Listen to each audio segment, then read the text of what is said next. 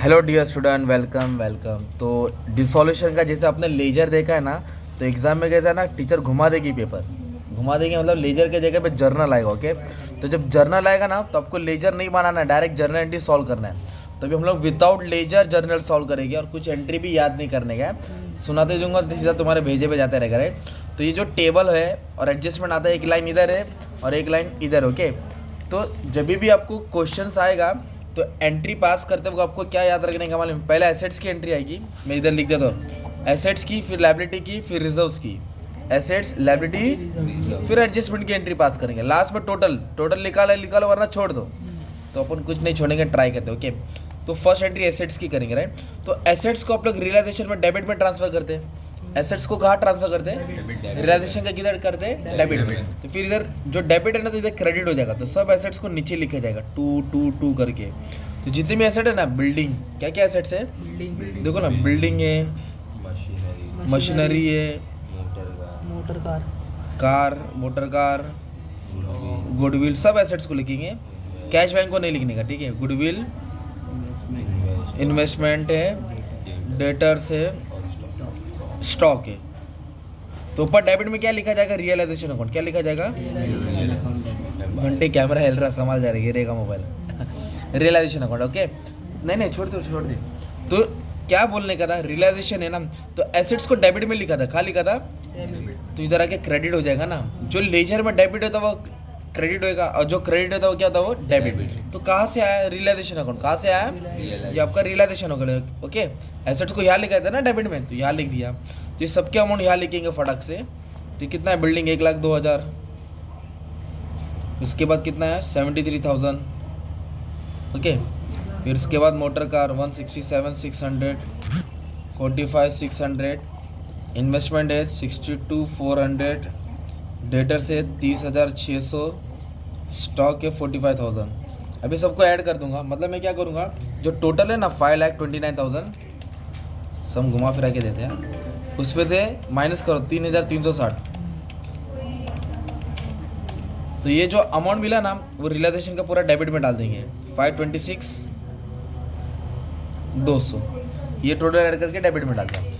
Being asset transfer to realization account, being asset transfer to, जैसे assets को transfer किया वैसे लायबिलिटी को ट्रांसफर करते हैं, पर लायबिलिटी को कहाँ लिखा जाता है? क्रेडिट में। कहाँ लिखा जाता है? तो फिर डेबिट में हो जाएगा ना यार।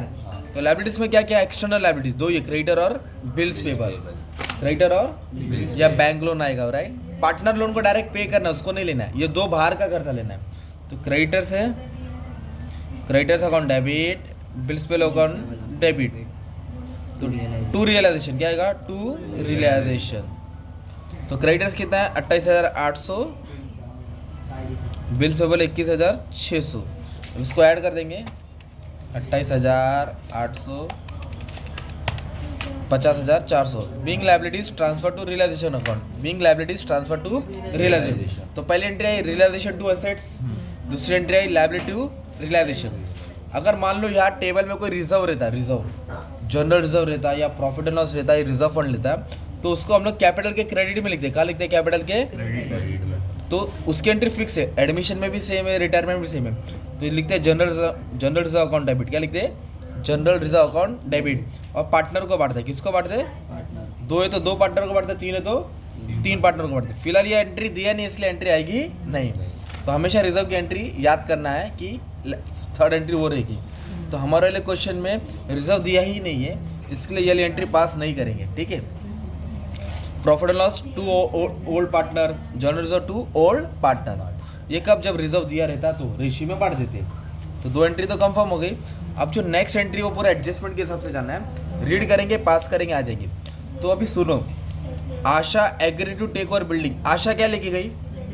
तो बिल्डिंग क्या होता है? एसेट्स। तो फायदा हो गया ना। तो जो भी फायदा होगा कहाँ लिखते हैं हम लोग? रियलाइजेशन के क्रेडिट में लिखते हैं। रियलाइजेशन के क्रेडिट, क्या नाम लिखते हैं? उषा।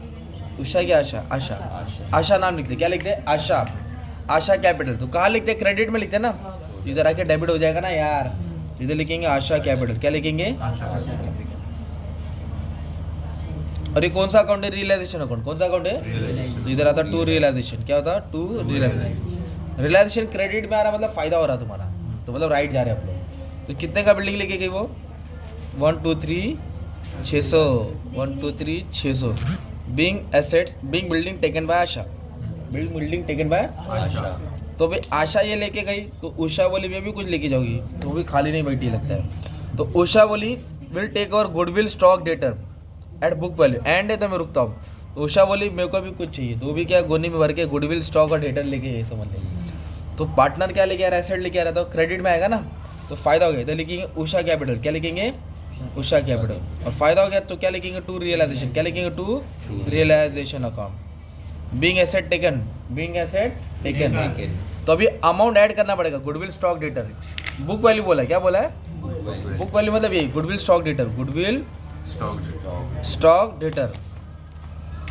ए आवाज बंद करो रे कॉपीराइट आएगा। 45,600 30,600 और 45,000 तो वो कितने का लेके गए 1,21,200 1,21,200 simple. Usha capital to realization है ना नीचे है मतलब फायदा हो रहा है और राइट है। अब इसके बाद आगे क्या बोला एंड बोला है उषा जो एसेट लेके गई एंड एग्री टू पे मतलब भर रही है क्या भरी तो कर्जा दे रही है ना तो कर्जा देना मतलब एक्सपेंस होता है डेबिट में आएगा राइट। तो टू उषा लिखेंगे क्या लिखेंगे इधर टू उषा तो जो डेबिट होता है फिर इधर आगे क्या हो जाएगा क्रेडिट इधर लिखेंगे टू उषा कैपिटल क्या लिखेंगे टू कहाँ से आया रियलाइजेशन। तो क्या क्या पे किया उन्होंने बोला है क्रेडिटर और बिल्स पेबल तो ये टेबल का अमाउंट ले लेंगे दोनों का ना तो दोनों का ऐड कर देंगे दोनों को ऐड करके 50,400 आया जो उषा ने पे किया कितना पे किया 50,400 ऐसा लिखने का था। उषा एसेट लेके गई तो फायदा हो गया ना तो इसलिए रियलाइजेशन नीचे आता इधर लॉस हो गया राइट। अभी नेक्स्ट क्या बोला है मोटर कार मशीनरी रियलाइज हुआ क्या हुआ मतलब बेचा गया तो किसने बेचा है नाम दिया क्या नहीं तो बेचा गया तो फायदा हो गया ना अपना तो फायदा हो गया तो किधर आएगा रियलाइजेशन का क्रेडिट ये रियलाइजेशन अकाउंट है ना। तो जो भी एसेट लेके जाता है या बेचता है तो पैसा आता है इसलिए उसको कहाँ लिखा जाता है क्रेडिट में। तो नाम दिया रहेगा तो नाम लिखेंगे अभी नाम नहीं दिया तो क्या लिखेंगे बाय बैंक क्या लिखेंगे तो इधर आगे पैसा आ रहा है सीधी बात है बेचेगा तो पैसा आता है ना तो बैंक को डेबिट करेंगे तो कहाँ फायदा हुआ रियलाइजेशन। तो क्या क्या बेचा हम लोग ने कार और मशीनरी तो अमाउंट दिया है तो यही अलावा अमाउंट लेना पड़ेगा 151 80 31 680 तो बेच के आया 182 760 आया 182 760 ऐसा ऐड कर देंगे ठीक है बेच के पैसा आया। फिर इसके बाद investment was taken by Nisha investment कौन लेके गई निशा एक पार्टनर वो लेके गई तो पार्टनर क्या लेके आ रहा है एसेट लेके आ रहा है क्या लेके आ रहा है तो क्रेडिट में ही आएगा रियलाइजेशन का किधर आएगा क्रेडिट निशा का नाम आएगा ना तो इधर क्रेडिट तो इधर आके क्या हो जाएगा डेबिट तो इधर लिख देंगे निशा कैपिटल क्या लिखेंगे निशा कैपिटल और फायदा हो गया इसके लिए क्या हो गया रियलाइजेशन किधर आया नीचे आया है। तो कितना का इन्वेस्टमेंट लेके गई 55 ठीक है। तो उसके बाद एक्सपेंस हुआ क्या हुआ एक्सपेंस कहाँ लिखते हैं हम लोग डेबिट में लिखते हैं टू बैंक और एक्सपेंस का मतलब पैसा जा रहा है ना यार तो पैसा जा रहा है इसलिए टू बैंक नीचे आएगा और पैसा जा रहा है तो रियलाइजेशन ऊपर आ जाएगा ना यार क्योंकि एक्सपेंस हो गया। फायदा होगा तो रियलाइजेशन नीचे आता है और लॉस होगा तो एक्सपेंस ऊपर आया था। तो कितना एक्सपेंस हुआ 6,800 ओके। तो अभी आप लोग चेक कर सकते हैं कि फ़ायदा हो रहा है कि लॉस हो रहा है ओके। तो उसके लिए क्या करना पड़ेगा आपको इधर तक कर ले तो 8-9 मार्क्स मिल गया राइट। तो बैलेंस करने के लिए आपको क्या करना पड़ेगा मालूम है क्या सिर्फ रियलाइजेशन को देखो किसको देखो रियलाइजेशन देखो ये रियलाइजेशन का अमाउंट डेबिट में कहाँ है ये डेबिट में तो इसको मैं डेबिट में लिख देता हूँ ओके।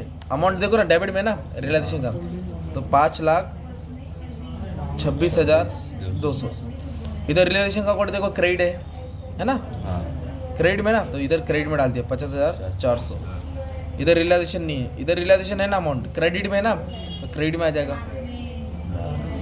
इधर अमाउंट किधर रियलाइजेशन क्रेडिट में तो इधर इसको क्रेडिट में ले लेंगे। इधर रियलाइजेशन किधर है डेबिट में तो किधर आ जाएगा अमाउंट डेबिट में। इधर किधर है क्रेडिट में तो किधर आ जाएगा क्रेडिट में ले लिया। इधर रियलाइजेशन क्रेडिट है तो किधर आ जाएगा क्रेडिट में। इधर किधर है डेबिट किधर आएगा डेबिट में।